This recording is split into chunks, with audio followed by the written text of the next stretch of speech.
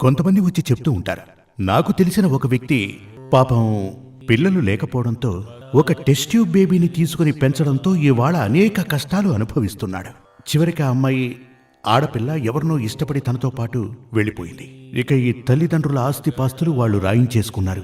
ఇలా అనేక రకాల సమస్యలు తలెత్తుతాయి. పిల్లలు లేరనేది ఒక దుఃఖం. దాన్ని మరిచిపోవడం కోసం